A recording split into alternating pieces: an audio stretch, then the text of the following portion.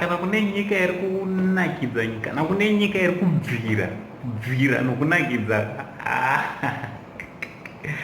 Zimbabwe iri kunakidza kumana mazimbabwenzi ari kunakirwa zvimwe nezvimwe Zimbabweans they are enjoying because guys hapana zuva ratinodarikawo pasina nyaya yatakuinzirai inenge ichipisa. Aiwa guys, keep it up, especially kuarea yema-celebrities nema-celebrity nevanonzi ma-socialite. Aiwa, keep it up guys. Munoita kuti nesuwo tirambe tiri pamabasa ya munoita kuti tirambe tiri pamabasa tichiwana zvokutaura nevazukuru vedu nekudzidza handiti right. Kana umasata subscribe to this channel muzukuru hapana chekumirira. I kindly ask you kuti muzukuru subscribe to this channel kuitira kuti whenever patinoisa nyaya dzatinoisa dzinobva dzangowirawo neku YouTube kwako handiti. Also don't forget to put your notification bell whenever patinoisa video you'll be notified. Inzwaika nhasi ndoda kumbotaura pamusoro pemukomana anga akanyarara zvake. Mukomana anga ambonyarara hawanzonyarara achidaro muzukuru wangu wepadombo shava apo anonzi Ginimbi kana kuti Ginius Kadungare. Yeah, I'm right. Mukomana uyu akazvarwa gore ra1984 anogara padombo shava right. I think ndiye munhu akaisa dombo shava pamepu yemuzimbabwe vanhu vaita saka dombo shava pasi, but Ginimbi akaita dombo shava iende pamepu. Haiwa dombo shava kwakutorema munoziva kuti pane umwe munhu woti akauya akagara musha kwenyu kunochinja ukaita ungati kudhorobha. Aripo umwe munhu woti akatouya izvezvi ndokupa example yemunhu anonzi Ginimbi akauya akagara musha kwenyu ruzevha runochinja chaizvo. So this is what happened. Akaenda padombo shava ndopaanogara. So mukomana anonzi Genius kana kuti Ginimbi sekuzikanwa vanoitwa Ginimbi Ginimbi kana kuti Ginimbi right. Ginimbi akatenga chipango chake chiferrari amene achazova ma300 chakuti US kwete board US dollars Ferrari right.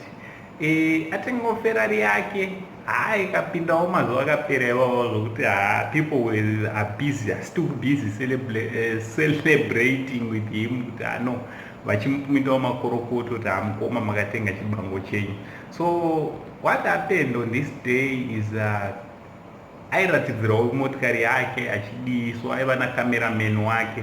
So kameraman wake akabva aita pamuromo. I mean not it was a planned statement kana kuti the cameraman akangoitawo pamuromo semunhu right. Cameraman akabva ataura akati akabva asimbisa bango ramudhara, but akazotaura akati kwete kubuditsa mari efeki asi kwete kubuditsa miriyoni refeki. Saka apa munhu ari kuzikanwa aidisplaya miriyoni, hapana kutaurwa zita, but munhu ari kuzikanwa aidisplaya mita $1 million ndipassion Java. So ipapo pakaitwa pamuromo so zvisinei kwaita ungati kutodena passion. Maya passion kamuzukuru wangu panga hatane kupindura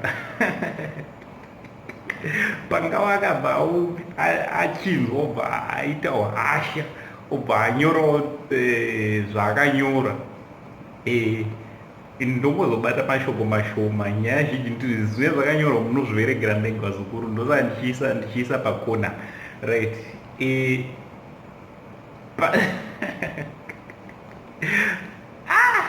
Hanzi mino kunga ndiyaGinimbi hanzi mukadzi wefeki mota moti ndiye feki. Hanzi ungaitenga imba kuAmerica iwewe, ungaitenga imba kuAmerica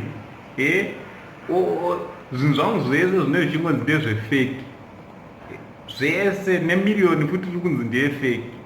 Asi ndine maLambogini maRange Rover ndonzi zvese ndezvefeki wakumana hanzi ungaitenga amba kunhingi hanzi mino kungati yaginimbi ginimbi wachona ndeuyu guys chimbonai mino here ona panga kuti hakusi kudenda here kudenda chako vakomana ava ndichavabhukira ringi chacho ndichada kuva zviri kuitika zvikapera zvika ndichada kuvabhukira ringi ndoti vazukuru vangu zamura mai wako iri zamura mai wako toona anopaza timboona zvibhakira bhozi guys idzi dzinonakirwa handiti kufara zvedu tiri panhingi tiri panonzi pachii tiri pamhepo kudai zvavazukuru handiti vanozivana wakomana ini sekufunga kwangu vanozivana because both of them mabusinessmen uyu anonzi Ginimbi is a businessman kana manga musingazive is the CEO inonzi Pioneer Gas.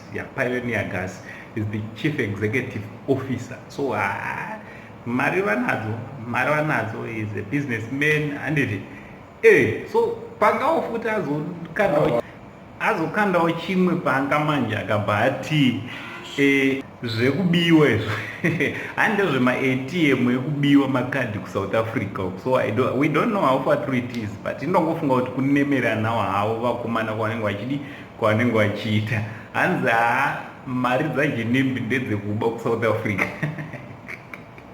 ma-ATM kadhi ameno zvino vanenge vanozivana zvavo kuti zvinofamba sei vakomana ivo, but Ginimbi tomuziva. Ginimbi musenzi vandamborova kuti is the CEO inonzi Pioneer Gas iri based kuSouth Africa nekuBotswana uko tichiuyawo nemuno Zimbabwe mukarisecha zvese izvozvo munozovana vazukuru handiti vafana vechidiki vakaita mari dzavo havo handiti so zvakanaka tinenge tiripo tichiona tichikuza saizvozvo tisi marefure mugemu ire zvino mukatambira bhora muground medu hatinotorefura tinyarare.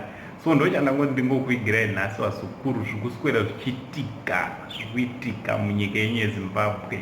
Much love.